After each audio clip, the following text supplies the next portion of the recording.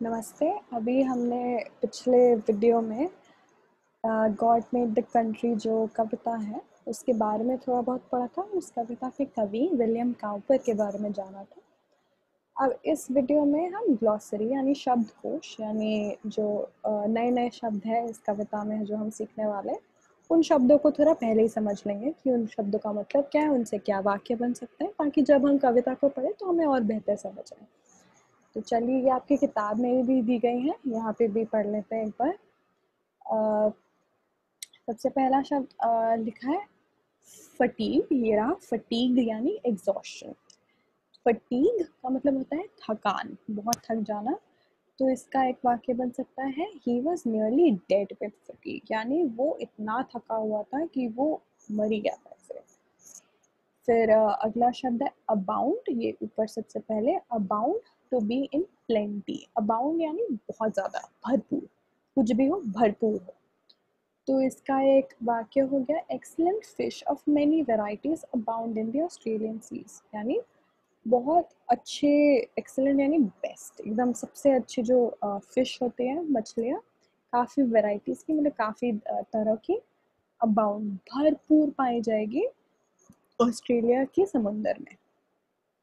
फिर है शब्द थ्रेटन। थ्रेटन यानी to intimidate by threats. Threaten, threat क्या होता है? धमकी। तो थ्रेटन क्या होता है? धमकाना, किसी को धमकाना, धमकी देना किसी को।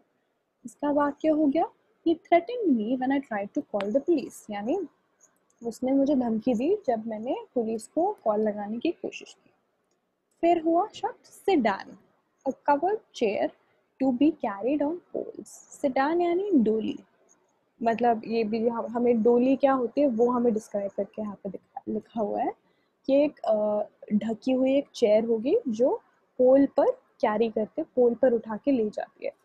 तो इसका वाक्य हो गया the king was sitting in a sedan, यानी राजा डोली पर बैठे हुए थे। आगे बढ़ते हैं। इसके बाद शब्द है एक है कंट्राइव। कंट्राइव यानी टू मेक समथिंग हैपन, यानी कुछ करवाना, एक तरह से कुछ उपाय करना। तो यहाँ पे एक वाक्य का एग्जाम्पल, उदाहरण ये हो गया prisoners contrived a way to escape, यानी जो जेल में जो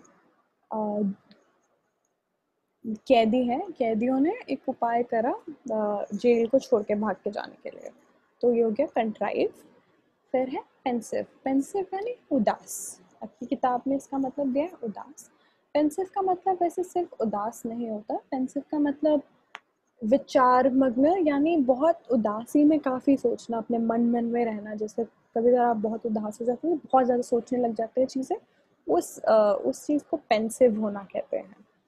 तो इसका उदाहरण ये हो गया she became pensive hardly speaking to anyone, यानी वो पेंसिव हो गई, बहुत उदास हो गई, मन में काफ़ी सोच रही थी तो किसी से बात ही नहीं कर रही थी। फिर है शब्द कन्फाउंड। कन्फाउंड यानी हक्का बक्का करना, यानी क्या कहते हैं, यानी किसी को कंफ्यूजन क्रिएट करना। जैसे आपको कभी कुछ समझ नहीं आता है, कुछ पढ़ते हो तो आप कंफ्यूज हो जाते हैं, उस चीज़ को कन्फाउंड भी कह सकते हैं। तो इसका वाक्य हो गया the murder case has confounded the police, यानी जो मर्डर या हत्या का जो केस था वो पुलिस को हक्का बक्का कर चुका, पुलिस को समझ नहीं आया। फिर है थ्रश। थ्रश एक तरह की चिड़िया होती है, सॉन्ग बर्ड यानी चिड़िया जो गाती है। तो इसका वाक्य हो गया thrust was singing in the garden, यानी जो थ्रश है वो बागीचे में गा रही थी।